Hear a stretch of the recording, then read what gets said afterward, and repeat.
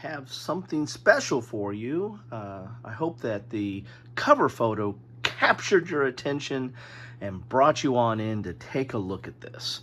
I want to start by saying or apologizing if I'm a little off track, but I'm filming this on the day that I got all of this, or received it in the mail, and but on that same day, I happened to spend a little over 8 hours in the emergency room, and I'm not done yet. I got to go back tomorrow to meet a specialist, and I've got more procedures to go. But anyway, I picked this up off my doorstep and put it inside my house, then went to the emergency room, spent a little over 8 hours, almost 9, and then when I got home, I took my meds, so a little bit of a warning there on what I might say, and decided to open this up, right? Because I got my priorities straight, right? So what is all this? Well, this is the pre-production copies from Lock and Load Publishing. I've talked a lot with David Heath of Lock and Load Publishing over the years, and have done some content for them, and David, and actually have this on order, actually, this Blood and Fury World at War, which we'll get to in a second. But he was kind enough to say, hey, we have some pre-production copies. We want to get the word out and let people know it's coming and it's out there and it's real. And so I said I'll be more than happy to do that. So that's another reason why I pulled myself off my emergency room bed, ripped out the IVs, and then ran home so I could get to this. So why is talking about these pre-production copies important? Well, first off, pre-production copies are not the final copy. They're a copy that comes in so that the publisher can kind of check and make sure everything is really what it should be, and also get some of those out to content providers so they can get the word out. It's important for these because each of these games had a significant delay, and I try to stay out of that fray. I didn't get into the word battle on GameFound or on Board Game Geek or wherever the flame wars started. And all I'm going to say about that is because I know some of Lock and Load's side of it.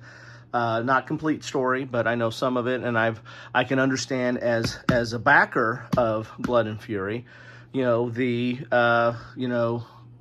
some of the frustration of why it's taking so long, and some of that frustration is part and parcel of doing a Kickstarter or a GameFound or any one of those pre-purchase type organizations. They always put a little disclaimer on there in the legalese that there's a risk this might not happen, and sometimes it doesn't, and those are huge controversies. Lock and Load is a very long-term respectable company, and as it turned out, I think they made some bad decisions and made some mistakes. We all make mistakes, and this kind of got pushed out longer than probably it should have been. And I think their biggest mistake, I don't know about really the mistakes that led to it as far as the internal issues, and that's for them to have and them to disclose if they want to. They don't really owe anybody on that. What they do owe is the people that bought this or bought these games, they owe them a copy. And the one thing, and which they're getting, so end of story there. They're going to get their copy, and this is out there.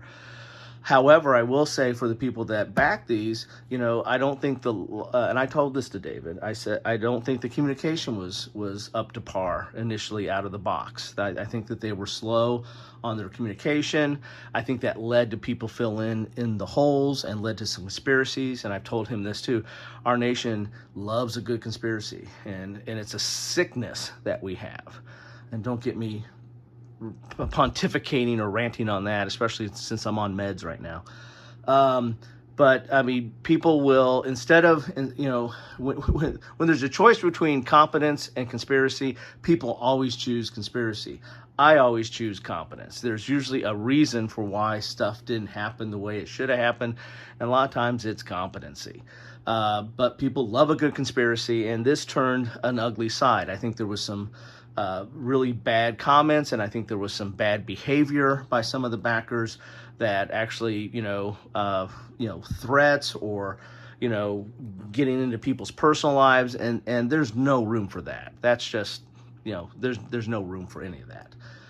If you back something and you want it and you don't have it yet, that sucks, and you have every right to complain about it, but you have no right to go and make personal attacks or get into other people's lives.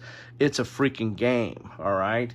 You will get it, and, I will get mine at some point. But anyway, enough of all that. I don't want to rehash all that. I think some of the other content providers have gone into that. I think Kev Sharp, I'm sorry, I'm slurring there, and Mo, I think they've talked a little bit about it. In fact, I like the term that Mo used. This is a proof of life video. I don't know if you ever recall, there was a movie with Russell Crowe about proof of life. And it's interesting, a little bit of trivia for you here, where they filmed that. I've actually been to that country. It was a made-up country. They didn't use a real name of a country, but I actually went to the country that they filmed it on business, and I went to, there's that scene where he gets some information from this church that's on the side of the road. I've been inside that church. Anyway, that's a whole nother thing. So this is a proof of life video. This stuff is here. It actually exists. It will be coming your way if you ordered it from GameFound. If you want to jump in the comments and throw me as a lock and load fanboy, or if you're a lock and load fanboy and say that I'm defending the backers too much, I don't care, okay?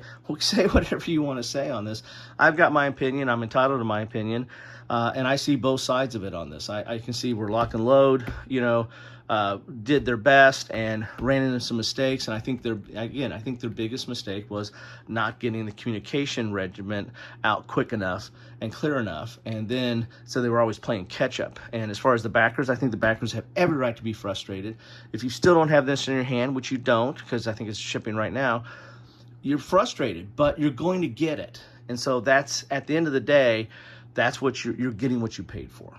Anyway, again, I talked too much on that. I really wanted just to show what is real and exists, because of some of that conspiracy bull crud, people are like, oh, they pocketed the money. No, they've actually made games. All right, so here is Glory and Empire, First Victories, Wellington versus Napoleon, Lock and Load Publishing. This is very heavy, given that I've been sitting in an emergency room bed all day. I'm not at my full strength, but I think this would be heavy even if I was at full strength. This is quite a load here. So this is the game here. This is a new first in this series. It uses cards. It's got different levels of complexity, and has a high solitaire suitability. I'm gonna be slurring some words tonight, guys.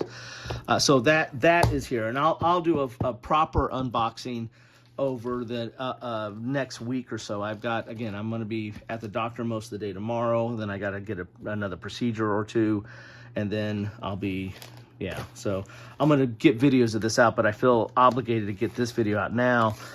So, so when the other ones come, you're like, well, why'd you wait so long? Here is the module rules and scenarios. I'm not sure what this is, because this is in a separate bag, but it's a map and module rules, but it goes to this game. I haven't followed up on First Victories as much, but now I am excited to follow up on this one. Next is Stuka Ace, JU87 Stuka Ace. Again, I'll do a proper unboxing of this as well. You know what, we might just be able to do a thing here so you can at least see what's inside the box here. But I've covered this. I got a true pre-production copy, where they are, I don't know how to open this thing up here. Is it like this?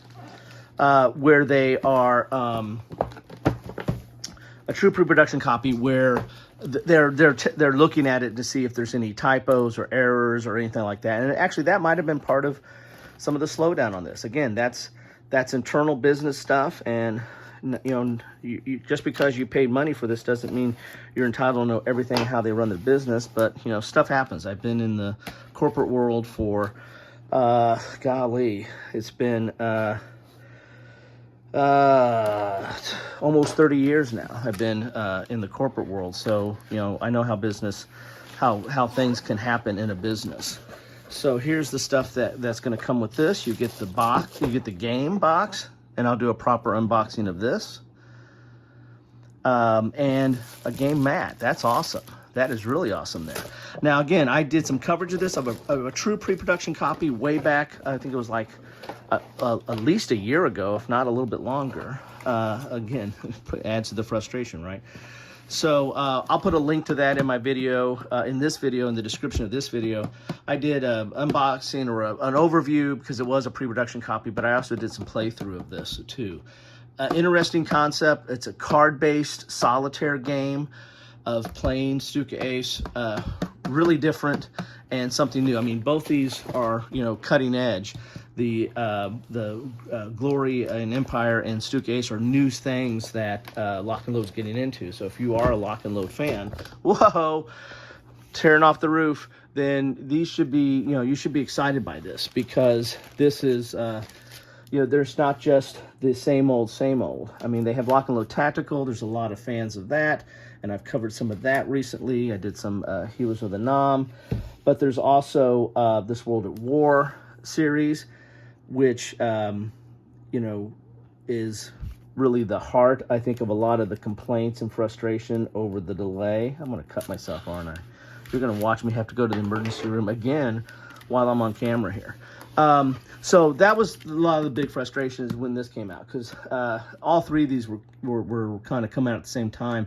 But I think this was, if I remember correctly, which I might not with my current state, I think this was really the big one that came out first, and they did this on GameFound, and that's when I pledged it. I had missed the first edition of World at War 85, and I ended up buying it from somebody. Ended up buying, the Kickstarter edition, or I think it was Kickstarted, or maybe that was GameFound as well, but I ended up buying that from somebody and then playing it that way.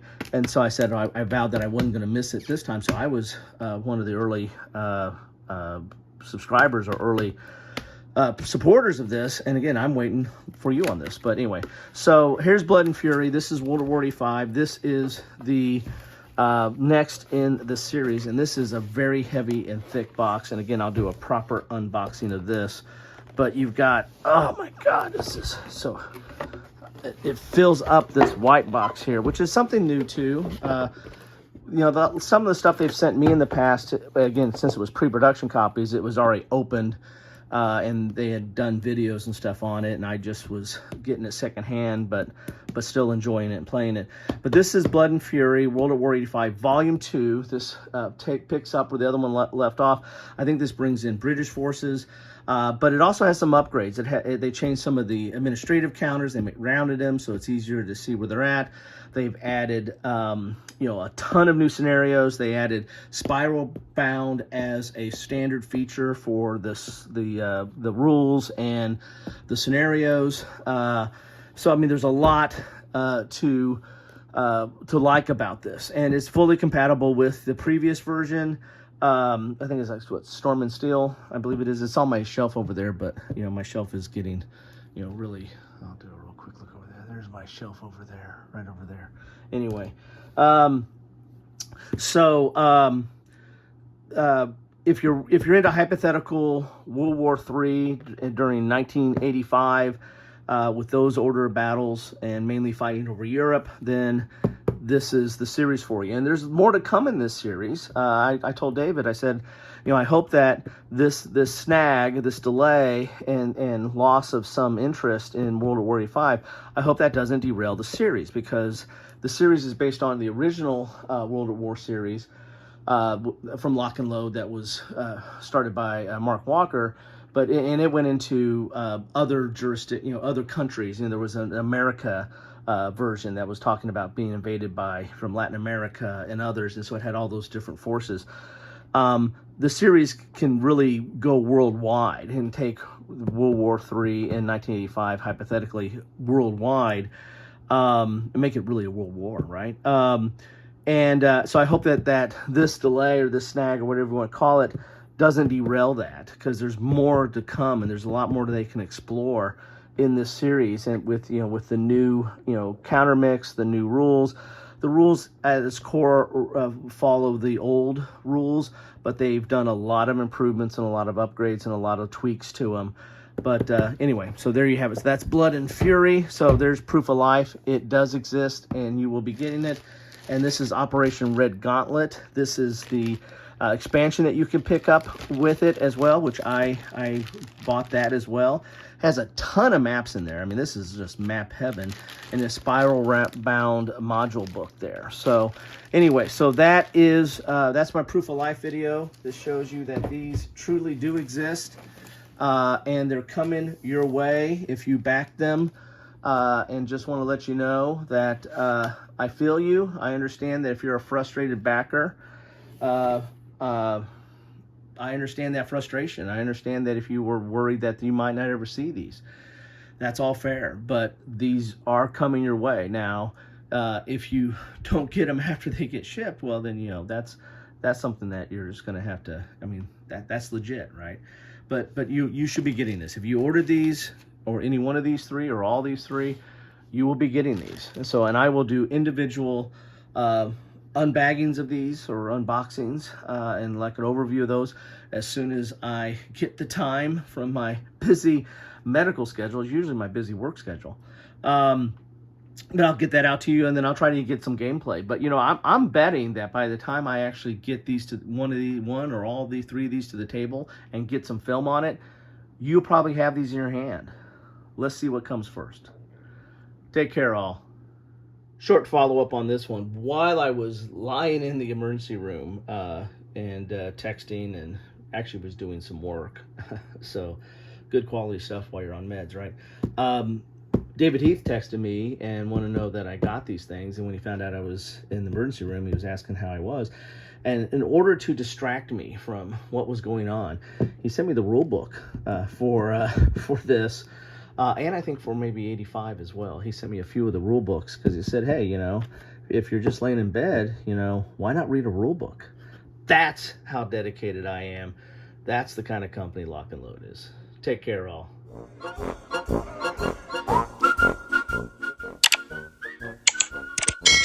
Thanks for watching.